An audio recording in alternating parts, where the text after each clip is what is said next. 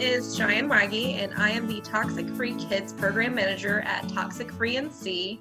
And today I am here with two pollinator protectors from the Museum of Life and Science. And we're going to be interviewing them about the work that they do and how important pollinator protection is, especially in the state of North Carolina. So I'm going to turn it over to them to each introduce themselves and tell us a little bit about what they do at the museum. Uli, if you'd like to begin. Hello there, I'm Uli Hartmond. I'm the director of the Butterfly House here at the Museum of Life and Science in Durham. And we have been planting pollinator gardens since this Butterfly House opened about 20 years ago. And what you see behind me are our outside gardens that surround the tropical conservatory. And our mission, of course, is to educate people in general about nature and butterflies and insects. And that's where we come into this whole spiel of pollinators. Fantastic, thank you. Max? My name is Max. I am Program Manager for Learning Philosophy and Evaluation at the Museum of Life and Science. So I work with Uli, and I work a little bit more on the innovation, engagement, and learning side of things. Happy to be here.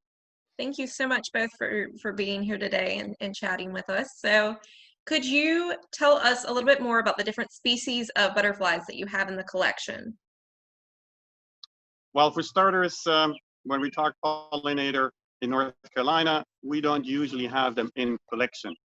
Collection would describe our tropical butterflies that we have in the conservatory year-round, flying about 1,000 of them, coming from all over the world, but from tropical regions, farmers that breed them for us, we exhibit them, and we stimulate our guests to look for those beautiful ambassadors of the insect world. That is the collection that we have. Outside gardens are free to be and not collected. We do not collect native butterflies. We just have them as the seasons progress during this year. Great. And are there any particular plants in your outside garden that really attract the butterflies that you could encourage maybe people to plant at home? My horticulturist would be delighted to give you the entire list. I know there are some lists online. We have a mix of hopefully mostly native plants. And in your home yard, you should always shoot for those as something to attract butterflies. So you have year-round blooming and flowering that would attract the adult butterflies. Maybe in the background, you see some of our milkweeds that are now starting to bloom and would attract adult butterflies, any species pretty much. But of course, when we talk milkweed, we're also talking host plants, and that's exclusively for the monarch that passes through here twice a year in the spring and the fall. But short of listing a huge number of species, go to the garden centers and find anything that flowers, get a little bit of a concept of what blooms, what part of the year, and put it out there, and they come. Fantastic, thank you. And why are butterflies such an important species for pollination? They are, in their own rights, important for pollination, despite being only at least number 2 behind the bees. They do not quite engage in the flowers and the petals and in the stamen as much as bees would, but they do visit all kinds of flowers and cross-pollinate plants from one to the next in their daily foraging for nectar. So the bigger role I would see, and our butterfly house probably should see as well, is they are the ambassadors for other bugs that are stinging and invisible and small and unattractive maybe to the naked eye. That's probably the bigger role. Everybody loves them, everybody is not afraid of them, and we can point to these guys as the pollinators that are important, but again, not in crops, but mostly in ornamentals and plants and flowers around. And there are so many different types of flowers and plants that all need pollination in such specific ways. And butterflies certainly help to fulfill some of those very specific plants that can't be pollinated by anything else. I definitely know of some entomologists, which are scientists who study bugs, as well as lepidopterists, which are scientists who study butterflies and moths, um, who sometimes talk about how butterflies' perhaps most major role in the ecosystem is not necessarily as pollinators, though they are, of course, important pollinators, but as food in their larval stage as caterpillars. Caterpillars are an incredibly important source of food for a lot of other animals on the food chain. So that's another super important function that they have. However, like I said before, there are lots of plants that do specifically rely only on butterflies for their pollination because they are specifically designed to be pollinated for them. And in particular, there was a really groundbreaking recent study that suggests that a lot of flowers with uh, the stamens sort of so far outward, I'm thinking particularly of azaleas, it seems that perhaps butterflies are incredibly important for pollinating those ones, because one of the only ways that we can think of the pollen being able to get out so far on the anatomy of that flower is by using butterflies' very, very wide wings. So they do seem to be very important pollinators for flowers that have sort of that like really, really broad open face with those interesting anatomical parts too. Wow, that's really fascinating. Thank you so much for sharing. Mhm. So, what is one thing that people may not be aware of about butterflies that you think that they should know?